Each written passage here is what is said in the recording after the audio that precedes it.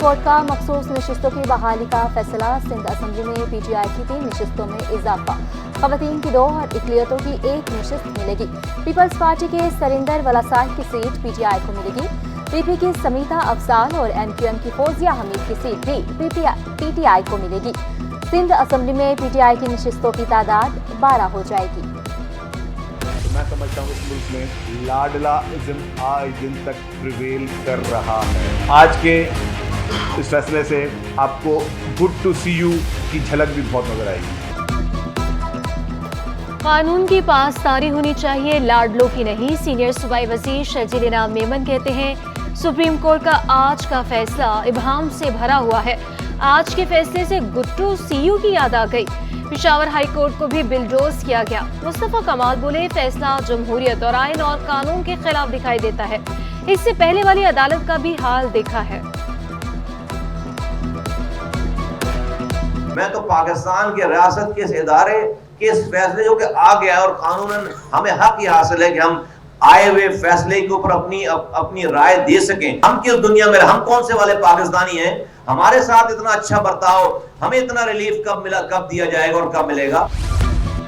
अमीर जमात इस्लामी का supreme court के फैसले का खैर मकदम। हाफिज नईमुर रहमान का इलेक्शन कमीशन से इस्तीफे का मुतालबा। कहा मामला यहीं खत्म नहीं होना चाहिए, अब जुडिशल कमीशन बनना चाहिए। फार्म 45 की बुनियाद पर कौमी और सूबाई असम्बली की नशिस्तें भी हकदारों को वापस मिलनी चाहिए।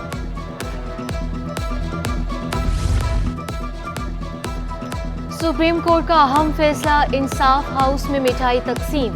पीटीआई कराची के अहदेदारों ने शुक्राने के नवाफिल पढ़े। राजा असर का कहना था कि अदालती फैसले के बाद हम एक रजिस्टर्ड जमात बन गए। फॉर्म 47 की हुकूमत के जाने का वक्त आ गया। अरसलान खालिद का चीफ इलेक्शन कमीशन से इस्तीफे का मुतालबा। बोले मानी पीटीआई जल्द मुल्क की कमान संभालेंगे। टैक्स नफाज के खिलाफ फ्लोर मिल्स की मुल्की हड़ताल का दूसरा रोज मुज़ाकरात के लिए हुकूमत की अदम संजीदगी। कराची में 100 के करीब फ्लोर मिल्स बंद। आटे और गंदम की मसनूआत की तरसील रुक गई।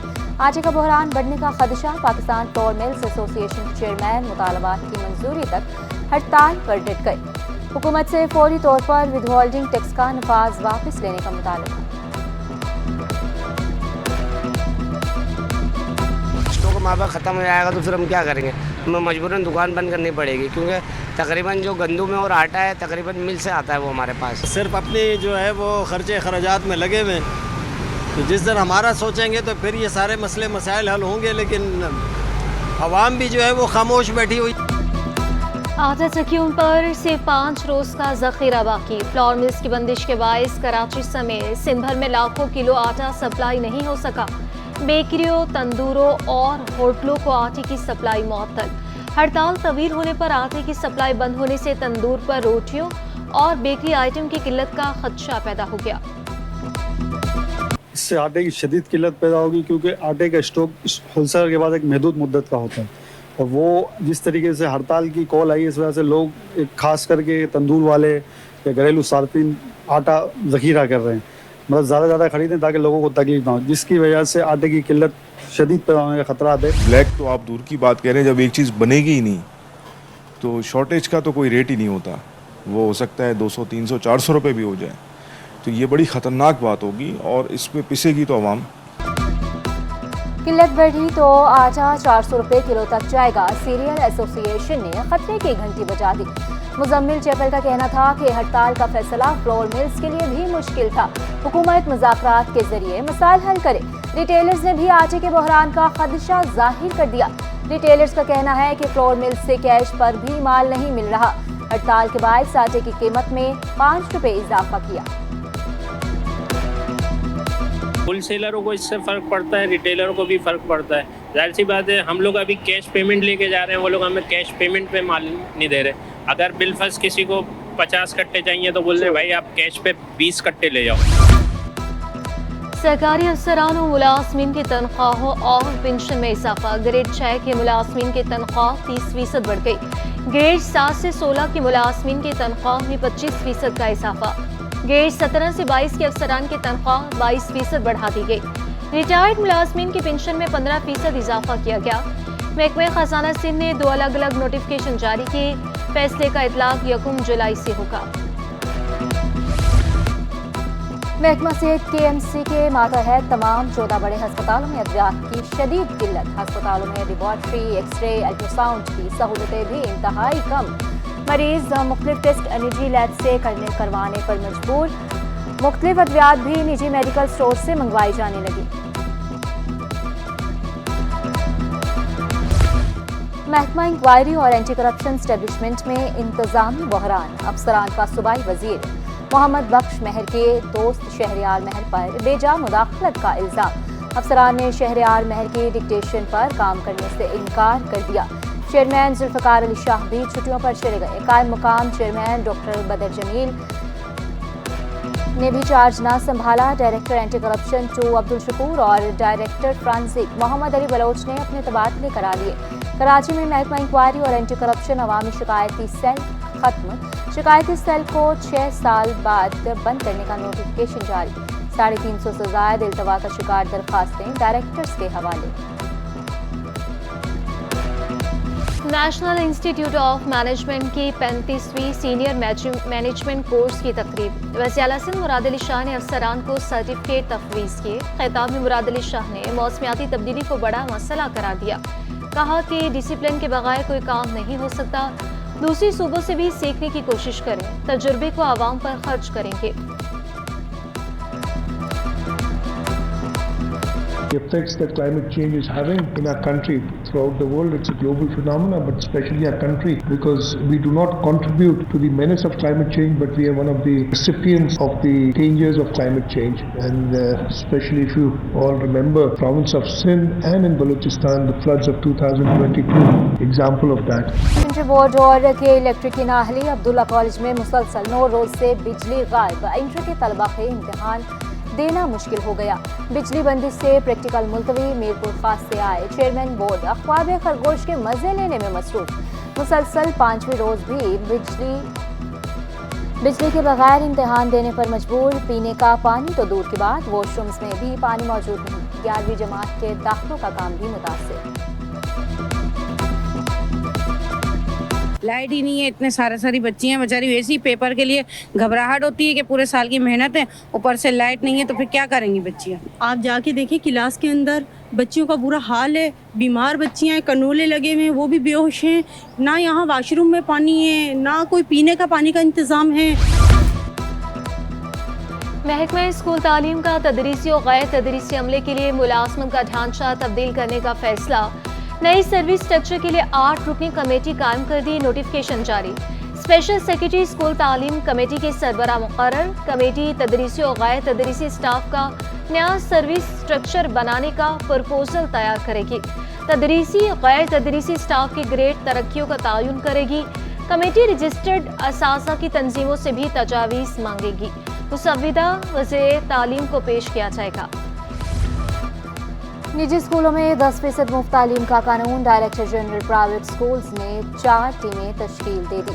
चारों टीमें निजी स्कूलों का दौरा करेंगी। तलबा को स्कूलों की जानिब से फ्राहम की गई 10% फ्रीशिप का डेटा इकट्ठा किया जाएगा। तमाम डेटा वज़ीर आला हाउस के फोकल पर्सन के दफ्तर में जमा कराया जाएगा।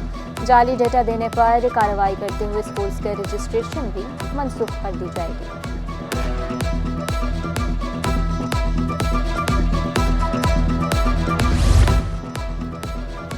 हैवी ट्रैफिक की लयारी एक्सप्रेसवे मुंतकली के लिए थर्ड पार्टी रिपोर्ट का इंतजार। मेयर कराची की ज़ेरे सदारत अहम इजलास में मुर्तज़ा वहाब ने कहा, कराची ट्रैफिक की बदनज़मी का मुतहम्मिल नहीं हो सकता। सड़क की हैवी ट्रैफिक का मुसलसल दबाव बर्दाश्त नहीं कर पा रही। थर्ड पार्टी रिपोर्ट में ग्रीन सिग्नल मिलते ही हैवी ट्रैफिक लयारी एक्सप्रेसवे पर मुंतकिल कर दिया जाएगा। गैर कानूनी बस अड्डे कायम करने वालों की शामत। कमिश्नर कराची का गैर कानूनी बस स्टैंड को खत्म करने का फैसला। कमिश्नर हसन नकवी ने बस टर्मिनल सोहराब रोड का दौरा किया। हसन नकवी को बस टर्मिनल के इंफ्रास्ट्रक्चर पर ब्रीफिंग दी गई। कमिश्नर कराची बस टर्मिनल को मजीद वसअत देने का फैसला। मुसाफिरों को बैठने के लिए मजीद 2000 कुर्सियां लगाई जाएंगी। फूड कोर्ट भी तामीर होगा। इफ्तिताह 14 अगस्त को होगा। कराची बस टर्मिनल को एक्टिवेट किया जाए। अभी ये अपनी 10% कैपेसिटी पे काम कर रहा है और शहर के अंदर बहुत सारे इलीगल बस स्टैंड्स भी हैं जिनको हम रिमूव करके हमने इस बस स्टैंड को एक्टिवेट करना है। ज़्यादातर ट्रैफिक को यहीं पे मूव करना है। कराची समेत सूबे भर में 6 माह में ज्यादती के 2000 से ज़ायद केसेस रिपोर्ट। 2022 में जना और ज्यादती के 3969 केसेस रजिस्टर्ड हुए। 2023 में ज्यादती के 4160 केसेस रिपोर्ट हुए। डीआईजी क्राइम एंड इन्वेस्टिगेशन ने अमल दरामद रिपोर्ट पेश कर दी। बताया कि कराची डिवीजन में नई भर्ती लॉ ग्रेजुएट इंस्पेक्टर्स की तैनाती का हुक्म दे दिया। मुख्तलिफ केसेस में पुलिस तफ्तीश नाकिस होती है, फायदा मुल्ज़िमान को होता है। सिंध हाई कोर्ट के रिमार्क्स। डीआईजी की दरख्वास्त पर अदालत ने एसएसपी, डीएसपी और इंस्पेक्टर के खिलाफ कार्रवाई के अहकामात वापस ले लिए। डीआईजी ने बताया कि कराची समेत सूबे भर के तफ्तीशी निज़ाम को बेहतर किया जा रहा है।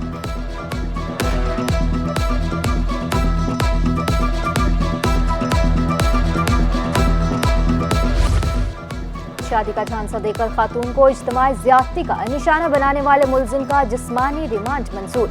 मुलजिम 3 रोज के लिए पुलिस के हवाले कर दिया गया। जुडिशल मजिस्ट्रेट गरबी ने आइंदा समाअत पर तफ्तीशी अफसर से पेशरफ्त रिपोर्ट तलब कर ली। तफ्तीशी अफसर के मुताबिक मुलजिम ने खातून को बुलाकर अपने दोस्त के साथ मिलकर ज़्यादती की। मुतासरा खातून से नकदी और जेवरात भी छीन लिए थे।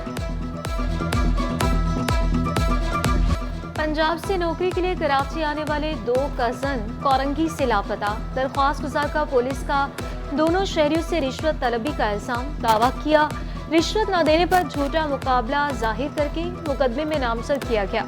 लापता अफराद की बाजियाबी से मुतालिक दरख्वास्त पर हाई कोर्ट ने आइंदा समाअत पर तफ्तीशी अफसरान से पेशरफ रिपोर्ट तलब की। समाअत 2 हफ्तों तक मुलतवी कर दी गई। एसएसपी इमरान कुरैशी और दीगर के खिलाफ अगवा बराए तावान का केस। मुद्दई मुकदमा ने अचानक केस वापस लेने की दरखास्त दायर कर दी। इंक्वायरी रिपोर्ट के मुताबिक उमैर तारिक बजारी गैर कानूनी हिरासत में मुलविस नहीं। असल पुलिस एहलकारों को नामजद करके दोबारा दरखास्त दायर की जाएगी। मुद्दई का दरखास्त में मौक़िफ़।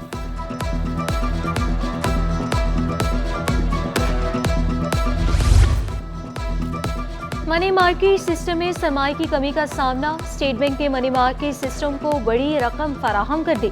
कमर्शियल बैंकों को मजमूई तौर पर 100 खरब रुपए फराहम। ओपन मार्केट ऑपरेशन के जरिए फराहम करदा रकम पर सालाना 20.54% शरह मुनाफा मुकर्रर। स्टॉक मार्केट में कारोबार का मंदी पर इख्तिताम। 100 इंडेक्स में 48 पॉइंट्स की कमी 79,944 पर बंद हुआ। रुपए के मुकाबले में अमरीकी करेंसी की कद्र में 21 पैसे कमी। इंटरबैंक में डॉलर 278 रुपए 40 पैसे पर बंद हुआ। फी तोला सोना 2,200 रुपए महंगा 2,49,000 रुपए पर पहुंच गया। 10 ग्राम सोना 1,886 रुपए इजाफे से 2,13,477 रुपए का हो गया। चांदी की फी तोला कीमत 2,900 रुपए पर बराजमान। टैक्स पर टैक्स लगाने से टैक्स वसूली नहीं बढ़ेगी। FPCCI ने वफाकी बजट को मुल्क की तारीख का मुश्किल तरीन बजट करार दे दिया। नायब सदर FPCCI अमान पराचा ने कहा कि बजट में बिजनेस कम्युनिटी के लिए कोई रिलीफ नहीं दिया गया। टैक्स का बोझ आवाम पर ही पड़ेगा। टैक्स दहिंदगान पर मजीद बोझ डालने का सिलसिला खत्म करना होगा। टैक्स पे टैक्स लगाने से कभी टैक्स नहीं बढ़ता। बजट जो है जो हमारी तारीख में सबसे टफ बजट आया है और इसके अंदर बिजनेस कम्युनिटी के लिए बिल्कुल रिलीफ नहीं है, क्योंकि अगर आप किसी मुल्क में सरमायाकारी करना चाहते हैं तो उसके अंदर बिजनेसमैन को ऑन बोर्ड भी लिया। कराची में सावन की दस्तक। शहर के मुख्तलिफ इलाकों में हल्की बारिश। कोरंगी बलोच कॉलोनी शारा फैसल पर रिमझिम। मानसून की हवाएं 20 जुलाई के बाद फिर सिंध में दाखिल होंगी। 20 और 21 जुलाई को कराची में मूसलाधार बारिश का इम्कान। रवां हफ्ते दर्जा हरारत में कमी भी मुतवक्के।